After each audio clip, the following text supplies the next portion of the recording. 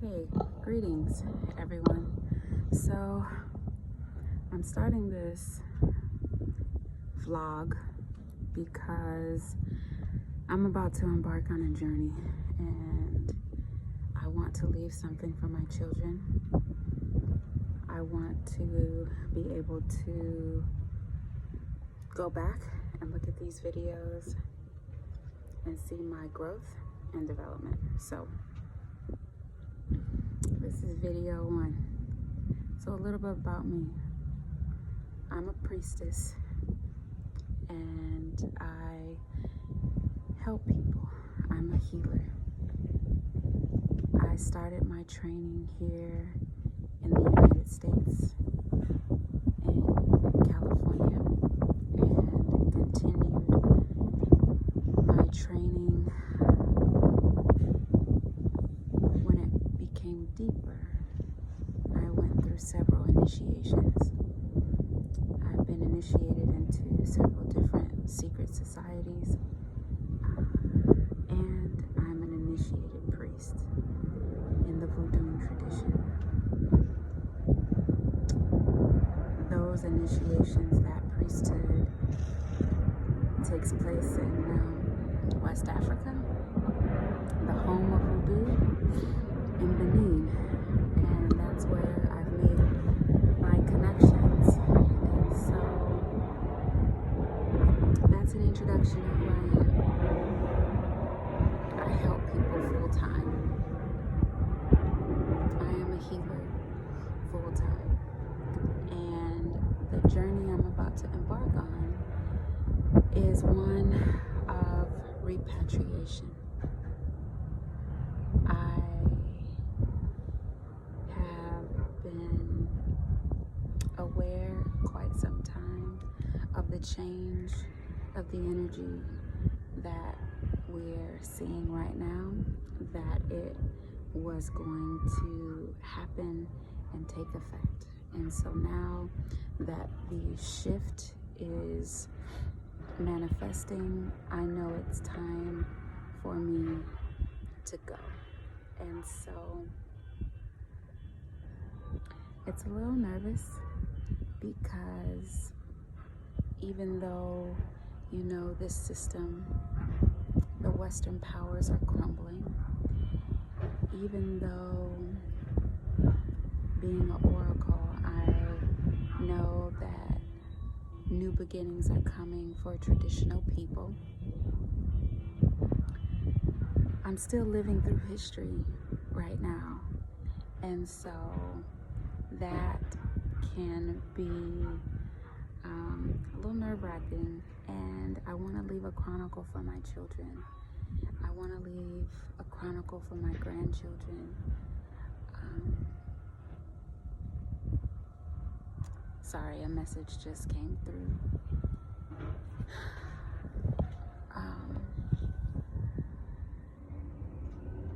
And so I'm starting this vlog.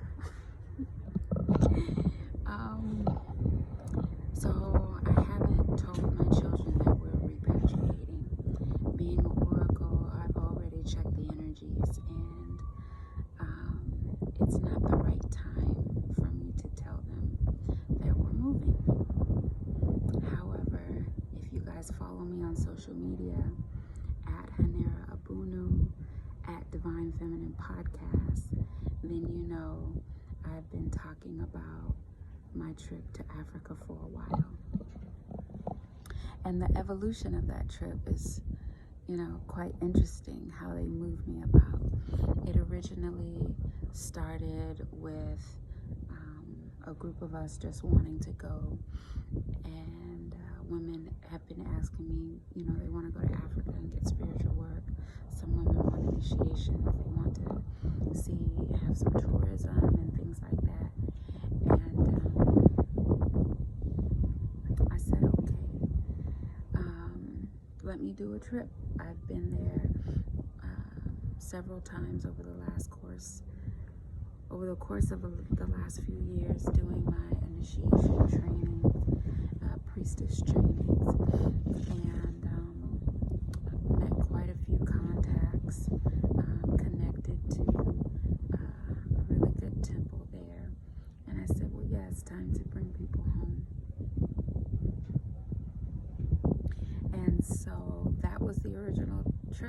you know, we were piggybacking off of the year of return, and so we were gonna spend time in Ghana, of course, be in Benin and Nigeria, and that was the trip, and that was scheduled for July, and then COVID hit. And after COVID, now we're experiencing the racial tension and the riots and the marching and the protesting, and pretty soon I foresee martial law and all of those things. And so I said, I don't want my children going through that. It's time for us to go. And because I know how beautiful the continent of Africa is, because I have connections in Africa, there's no reason I see for my children to suffer here, to live and be confined, or to worry about if my sons will be murdered or being pushed into vaccinations and testing and all the craziness that we're suffering from here, to be attached to this system. There's no need for that for my children. And so I made the decision that we're gonna go, and I'm gonna take them. And so this has been an adventure. So where are we today? Today's June 3rd, June 4th, and I'm leaving the West Coast, headed to the East Coast in 28 days.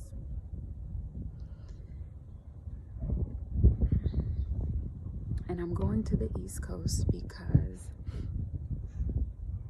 I want to start a bank account, and because that's one of the things, you know, in moving to Africa that has been challenging for me.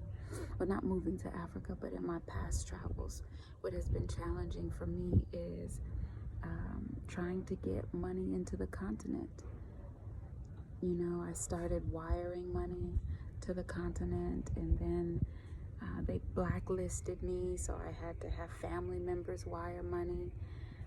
They blacklisted my family members, and so we couldn't use, you know, MoneyGram, Western Union, any of those types of places.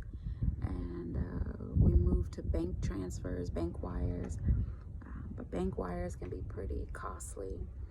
And the currency in Africa, some of the smaller wiring channels, because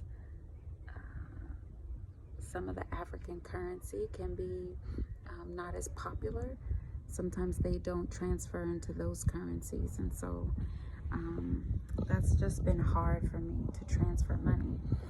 And so I said, I'm gonna open up a bank, and I have some other business. I have some businesses on the East Coast as well that I need to put a plan in place for me to be gone long term. And so I said, between that and needing to open an account, I'm gonna do that. And there are banks in New York City that are also in Africa, and so I'm gonna do that. And so we're going there July 2nd in July. So I have 30 days, less than 30 days left on the West Coast to prepare. So what does that 30 days look like? I live communally, and so we decided, the head man of our house decided that June was the time to clean, and so we did a big garage cleanup. And so I did that yesterday, moved a lot of stuff into storage. I'm sorry, back up. gave a lot of stuff away, gave more stuff away than put into storage. I did put some things into storage. So I cleaned out all of my items that were here in the garage. I'm going to tell the children that we're going to continue this energy through June, and just guys this detaching period under the bigger home initiative of just summer cleanup. And so we have 3 children here in the home. I have three of my children are here in the home. So that's what I'm going to tell them, that because the house has the bigger initiative, we're just going to be cleaning up. And so I plan on getting rid of all the clothes that are too old, all the items that we're not going to take with us. One of my business partners is going to stay here, so we won't put everything in storage, but everything we're not taking with us, we're pretty much getting rid of. And so on the trip, you can take 3 pieces of luggage, 1 carry-on and 2 check bags. And so because there are, in my family, there's 4 of us, that's quite a bit of luggage.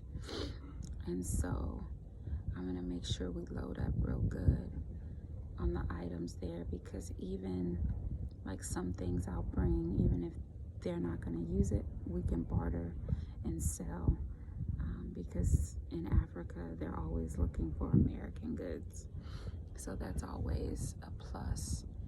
And yeah, so with the cleanup has begun. I'm getting my business affairs, my accounting, my taxes, all of those things into affair. As far as helping people, I've moved most of my clients and consultations online, getting my website up and going, doing the vlog so you guys can always have access to me. So it's a little nerve-wracking. I think the National Guard just made it into Minneapolis yesterday, and so I'm just taking a deep breath and moving forward, you know, because I know this is it's just going to escalate, and they haven't even brought back the 2nd round of COVID yet, so we'll see when that happens. So I just wanted to do an introduction, right? And it's like a video diary. Check me out on Facebook. Stay connected with me. Send me a message.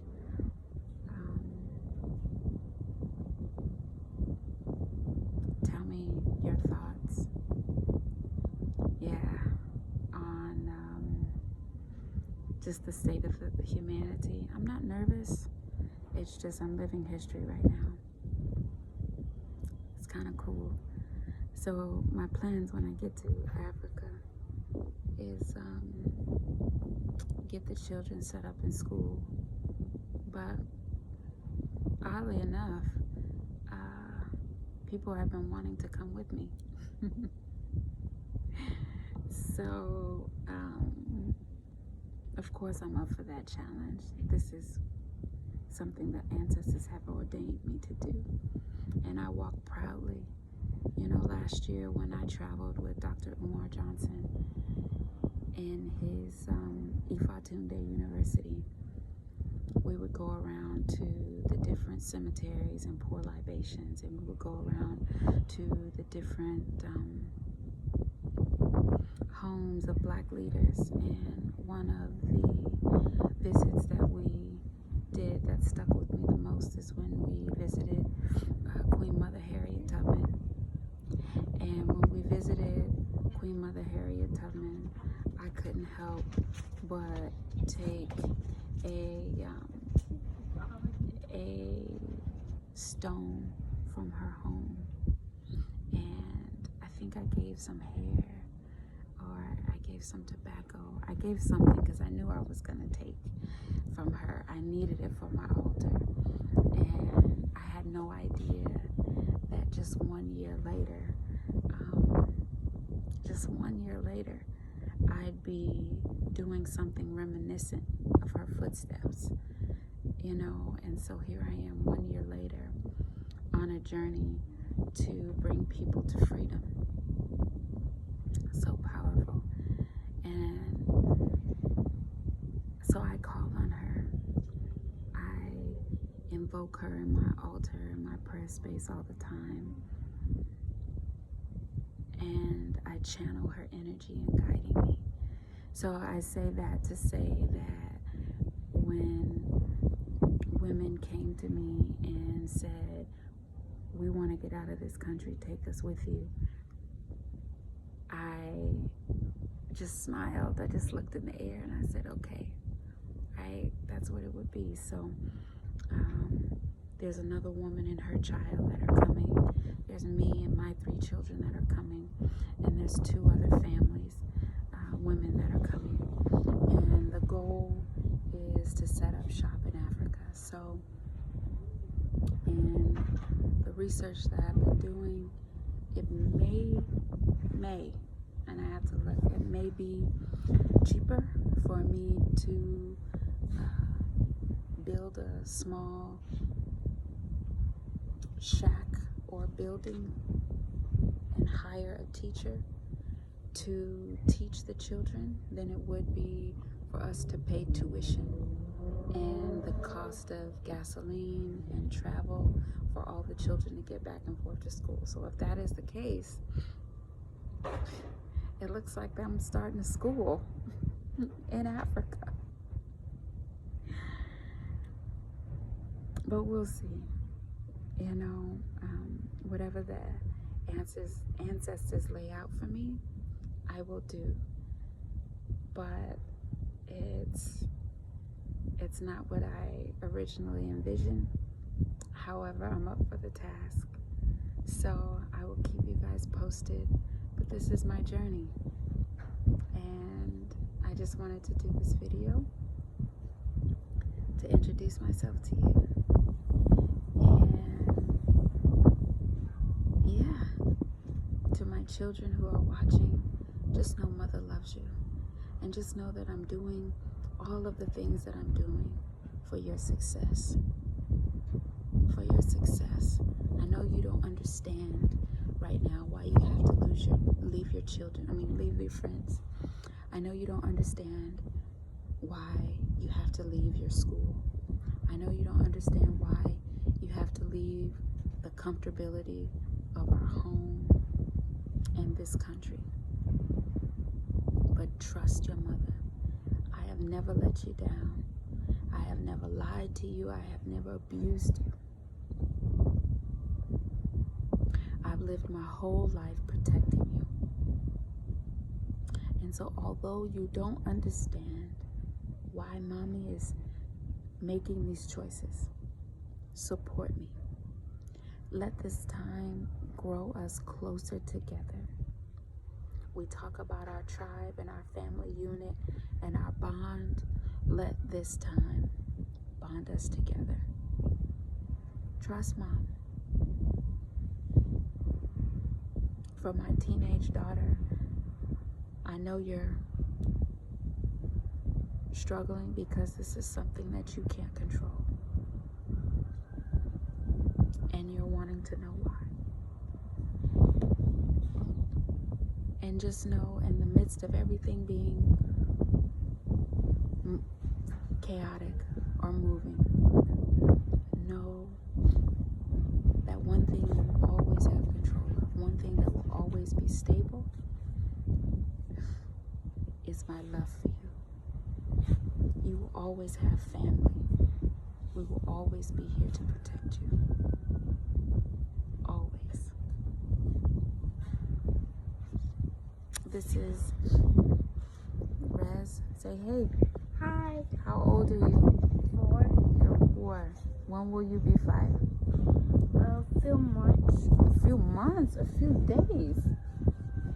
What day is it? What day is your birthday? June 21st. Yeah. We're in June already. So on 5?